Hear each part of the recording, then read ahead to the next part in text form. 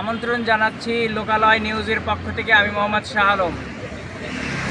একটা প্রবাদ আছে যে দেখিতে গিয়েছি পর্বতমালা, দেখিতে গিয়েছি সিন্ধু, দেখা হয় নাই দুই পা ফেলিয়া ঘর হতে বাহিরে, একটি ধানের শীষের উপর একটি শিশির বিন্দু।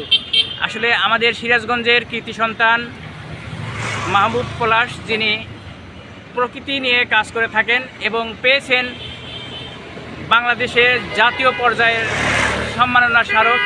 তিনি 64টি জেলায়, নিজ জেলা থেকে শুরু করে 64টি জেলায় ঘুরে ঘুরে নিজের অর্থায়নে বৃক্ষ রোপণ করে থাকেন এবং মানুষকে পরিবেশ ভারসাম্য রক্ষার সম্পর্কে বিভিন্ন দিক নির্দেশনা দিয়ে থাকেন। সেই আমাদের সিরাজগঞ্জের গর্ব মাহবুব পলাশ ভাইয়ের সাথে আমরা একটু স্মৃতিচারণ শুনবো। আসসালামু আলাইকুম।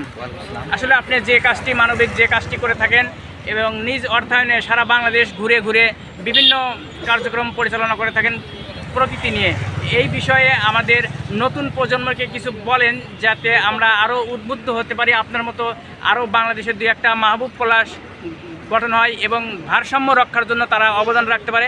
এমনটা আপনার কি প্রত্যাশা রয়েছে দেশবাসীর কাছে একটু জানতে চাচ্ছি। আসলে আমরা মানুষ যারা পৃথিবীতে বেঁচে থাকি, তাদের প্রতিনিয়ত বেঁচে থাকতে গেলে মূল উপাদান হচ্ছে ভূমি, পানি এবং অক্সিজেন।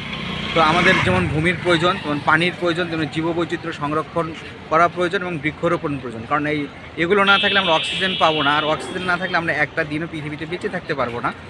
তো আসলে আমার এই বৃক্ষরোপণ 64 জেলায় এটা ছিল আসলে আমার একটা প্রতীকী বৃক্ষরোপণ। আসলে আমার দেখা দেখি নতুন প্রজন্ম বা যারা আসলে পরিবেশ প্রকৃতিকে ভালোবাসে বা যারা জনসচেতনতা তৈরি করাই ছিল মূল উদ্দেশ্য। আর এখান থেকে আসলে এই 64 জেলায় বৃক্ষরোপণ। আর আমি চাই যে আসলে শুধু আমি না, আমার মতো আরও হাজারো মানুষ যেন পরিবেশ প্রকৃতি নিয়ে কাজ করে, জীববৈচিত্র্য সংরক্ষণ করে এবং পরিবেশ প্রকৃতিকে টিকিয়ে রাখে। কারণ আমরা পৃথিবীতে যুগের পর যুগ যেন বেঁচে থাকতে পারি। কারণ যুগের পর যুগ এই পৃথিবীটাকে যদি একটা সুন্দর জায়গায় আমরা নিয়ে যেতে চাই, তাহলে আমাদের জীববৈচিত্র্য সংরক্ষণ এবং পরিবেশ প্রকৃতিকে টিকিয়ে রাখা এবং অক্সিজেনের কোনো বিকল্প নেই। তো এরই ধারাবাহিকতা আসলে এই পরিবেশ প্রকৃতিকে টিকিয়ে রাখতে 64 জেলায় বৃক্ষরোপণ আমার ছিল মূল উদ্দেশ্য।